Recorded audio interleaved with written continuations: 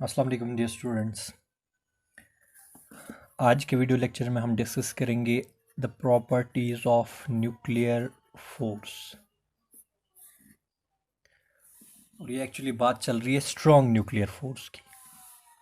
Strong nuclear force जो कि fundamental forces में से एक फोर्स है, सबसे स्ट्रॉन्गेस्ट फोर्स है। तो इसकी प्रॉपर्टीज़ के बारे में हम देखेंगे। पहले न्यूक्लियर फोर्स क्या होता है। न्यूक्लियर फोर्स एक अट्रैक्टिव फोर्स है जनरली बिटवीन न्यूक्लियॉन्स इन ए न्यूक्लियस, यानी कि प्रोटॉन्स के बीच, न्यूट्रॉन्स के बीच या प्रोटॉन्स और न्यूट्रॉन्स के बीच जो फोर्स होगा न्यूक्लियस के अंदर, that is called a strong nuclear force. पहली प्रॉपर्टी इसकी यही है कि न्यूट्रॉन और प्रोटॉन के बीच जो न्यूक्लियर फोर्स होता है, प्रोटॉन और प्रोटॉन के बीच जो न्यूक्लियर फोर्स होता है, एंड न्यूट्रॉन और न्यूट्रॉन के बीच जो न्यूक्लियर फोर्स होता है, it is same. It is same in magnitude. ठीक है। तो इससे ये पता चलता है कि it does not depend upon charge, independent of charge. तो पहली प्रॉपर्टी यही है कि nuclear force is independent of charge. It does not depend upon the charge of nucleons. ठीक है। दूसरी बात, 100 टाइम्स स्ट्रॉन्गर है ये इलेक्ट्रोमैग्नेटिक फोर्स से। हम ऑलरेडी पढ़ चुके हैं लास्ट ईयर 11th में, जब हम फंडामेंटल फोर्सेस स्टार्टिंग में पढ़ते हैं। तो जो इलेक्ट्रोमैग्नेटिक फोर्स है उससे 100 टाइम्स ये स्ट्रॉन्गर है। जो ग्रेविटेशनल फोर्स है वो इलेक्ट्रोमैग्नेटिक फोर्स से 10⁻36 टाइम्स वीकर है। तो ये ग्रेविटेशनल फोर्स इससे, न्यूक्लियर फोर्स से कितना वीकर होगा? 10⁻38 टाइम्स। ठीक है। शॉर्ट रेंज फोर्स है, और शॉर्ट रेंज फोर्स, और जो इसका रेंज है वो फ्यू फर्मीज तक होता है। फ्यू फर्मीज तक होता है इसका रेंज। इसी तरह से next property non central force है, पता है आपको, यानी कि लाइन ऑफ एक्शन इसकी वो नहीं होती है जो लाइन ज्वाइन करती है पार्टिकल्स के सेंटर को। ठीक है। ये ज़रूरी नहीं है कि उसी पे डायरेक्टेड हो ये न्यूक्लियर फोर्स, तो इट इज़ नॉन सेंट्रल। ठीक है। ये शो करता है सैचुरेशन प्रॉपर्टी। सैचुरेशन प्रॉपर्टी का मतलब क्या हुआ कि एक न्यूक्लियॉन अगर है न्यूक्लियस में और इसके अराउंड है, मान लीजिए सपोज 20 न्यूक्लियॉन्स, तो ये ज़रूरी नहीं है कि ये सारे के सारे 20 को के साथ इंटरेक्ट करे। तो एन पर्टिकुलर न्यूक्लियॉन अट्रैक्ट्स या interacts with a given number of nucleons only. That is the nuclear force shows saturation property. ठीक है। किस बात पर डिपेंड करता है? Yes, it depends upon spin angular momentum. Depends upon spin angular momentum, does not depend upon charge. ठीक है। Does not depend upon mass even. ठीक है। अब अगर हम इसका ग्राफ देखेंगे न्यूक्लियर फोर्स का with respect to distance, it is something like this. से ये फोर्स है और ये आर है डिस्टेंस बिटवीन टू न्यूक्लियॉन्स। तो the force curve is like this.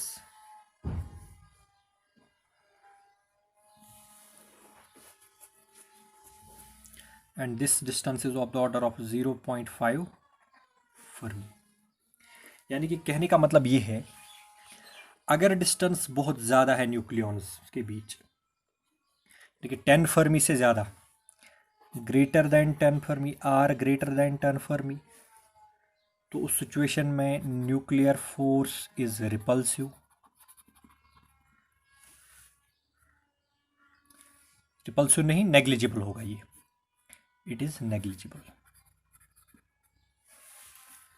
अगर दो न्यूक्लियॉन्स के बीच डिस्टेंस 10 फर्मी से ज़्यादा है, न्यूक्लियर फोर्स इज नेग्लिजिबल। लगभग आप यहाँ पे मान लीजिए 10 फर्मी का डिस्टेंस होगा, इससे ज़्यादा डिस्टेंस है तो nuclear force is almost zero. ठीक है। अगर दो न्यूक्लियॉन्स के बीच डिस्टेंस जो है वो डिक्रीज हो जाएगी, तो न्यूक्लियर फोर्स अट्रैक्टिव होता जाएगा। लेकिन अगर डिस्टेंस लेस देन हुई 0.5 फर्मी से भी, और भी ज़्यादा लेस हुई 0.5 फर्मी से, तो nuclear force becomes repulsive. It becomes repulsive. तो ये अट्रैक्टिव होता है, स्ट्रॉन्ग अट्रैक्टिव होता है इन ए गिवन रेंज, ये जो रेंज है, देखिए 0.5 फर्मी से ज़्यादा जब डिस्टेंस होती है या 1 फर्मी के आसपास जब डिस्टेंस होती है तो इट इज़ स्ट्रॉन्गेस्ट, ठीक है। तो ज़्यादा से ज़्यादा अगर जाएंगे 10 फर्मी की तरफ या उससे ज़्यादा तो इट बिकम्स नेग्लिजिबल, 0.5 फर्मी की तरफ जाएंगे या इससे भी कम जाएंगे तो इट बिकम्स रिपल्सिव, ठीक है। इसीलिए हम कहते हैं generally nuclear forces attractive in nature. तो these are various properties of strong nuclear force. अब ये न्यूक्लियर फोर्स कैसे एक्ट करता है बिटवीन द पार्टिकल्स, इसके लिए एक थ्योरी दी युकावा ने, जिसको हम कहते हैं युकावाज पाई मेजॉन थ्योरी। युकावाज पाई मेजन थ्योरी, इनको हम पायोन्स भी कहते हैं या पाई मेजन्स भी कहते हैं, ठीक है। एक मेजन का मास होता है यानी कि एम पाई जो होता है that is almost 270 times mass of electron, 270 गुना ये ज़्यादा होता है मास ऑफ इलेक्ट्रॉन के, 270 टाइम्स, ठीक है। तो उसने क्या कहा कि जो दो न्यूक्लियॉन्स होते हैं, ये हमने ऑलरेडी पढ़ा है, अगर आपको याद होगा कि एक्सचेंज पार्टिकल जो न्यूक्लियर फोर्स के लिए होता है दोज आर मेसॉन्स, ठीक है। तो उसने क्या कहा, उसने कहा कि जो दो न्यूक्लियॉन्स इंटरेक्ट करते हैं, अट्रैक्ट करते हैं एक दूसरे को, it is due to exchange of pi mesons, it is due to exchange of pi mesons. और जो पाई मेसॉन्स है वो तीन तरह के होते हैं, pi plus, pi minus and pi not, pi positive, pi negative and pi neutral. तो इनमें सिर्फ फ़र्क है चार्ज का, बाकी सब सेम है। तो प्रोटॉन और न्यूट्रॉन में फ़र्क क्या है? प्रोटॉन और न्यूट्रॉन में फ़र्क यही है कि इनके अराउंड जो मेजॉन यानी इन ये जिन मेजॉन्स जो मेजॉन क्लाउड होता है इनके पास वो डिफरेंट होता है। तो यही फ़र्क है बिटवीन प्रोटॉन एंड न्यूट्रॉन। जो हर कोई न्यूक्लियॉन है उसके पास अपना अपना पाई मेजॉन क्लाउड होता है, ठीक है। इसको हम पॉइंट वाइज लिखेंगे।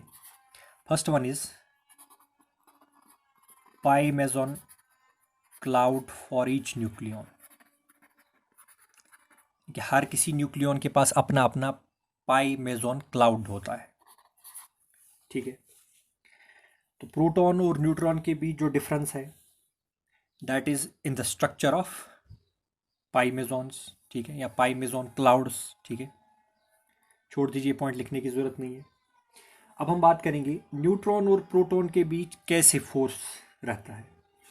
जो प्रोटॉन है आपको पता है पॉजिटिवली चार्ज पार्टिकल है, इसके साथ अगर जुड़ जाएगा, ये अगर अपने साथ अपने क्लाउड में लेगा पाई माइनस, तो ये रिजल्ट करेगा in the formation of neutron, ठीक है।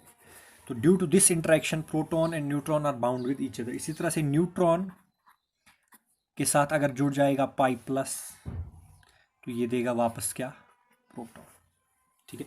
तो प्रोटॉन न्यूट्रॉन में कन्वर्ट हुआ जब उसने लिया पाई माइनस, न्यूट्रॉन प्रोटॉन में कन्वर्ट हुआ जब उसने लिया पाई प्लस, ठीक है।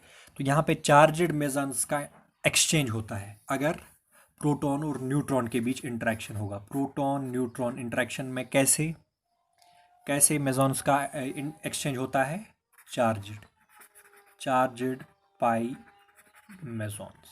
ये होगी एक इंटरेक्शन प्रोटॉन और न्यूट्रॉन के बीच या न्यूट्रॉन और प्रोटॉन के बीच। अब सेम इंटरेक्शन को देखना है हमें, न्यूट्रॉन न्यूट्रॉन इंटरेक्शन और प्रोटॉन प्रोटॉन इंटरेक्शन। तो वहां पे तो होता था चार्जड पाई मेजॉन्स का एक्सचेंज, यहां पे होगा अनचार्ज यानी कि न्यूट्रल पाई मेजॉन एक्सचेंज। यहाँ पे न्यूट्रल पाई मेजॉन्स का एक्सचेंज होता है। जैसे प्रोटॉन है प्लस पाई नॉट, इसके साथ जोड़ दीजिए तो ये तो प्रोटॉन ही बनेगा, ठीक है। इसी तरह से न्यूट्रॉन प्लस पाई नॉट तो न्यूट्रॉन ही बनेगा। प्रोटॉन और प्रोटॉन के बीच interaction due to exchange of pi naught, and neutron और न्यूट्रॉन के बीच interaction due to exchange of pi naught. तो इन्हीं एक्सचेंज ऑफ पाई मेजॉन्स की वजह से जो ये न्यूक्लियॉन्स हैं वो एक दूसरे के साथ बाउंड रहते हैं inside nucleus, and that is how nuclear force works as of now. जो हमारे पास अभी थ्योरी लेटेस्ट है उसके अकॉर्डिंग यही है कि न्यूक्लियॉन्स एक दूसरे के साथ जुड़े हुए रहते हैं due to exchange of pi mesons, ठीक है।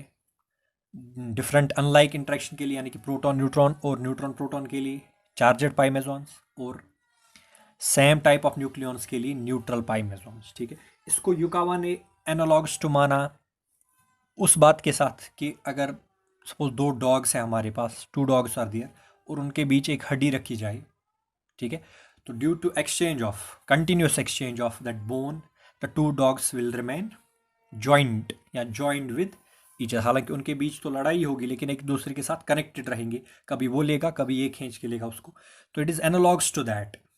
ठीक है, due to exchange of these mesons the two nucleons remain bound to each other according to Yukawa's theory. Thank you.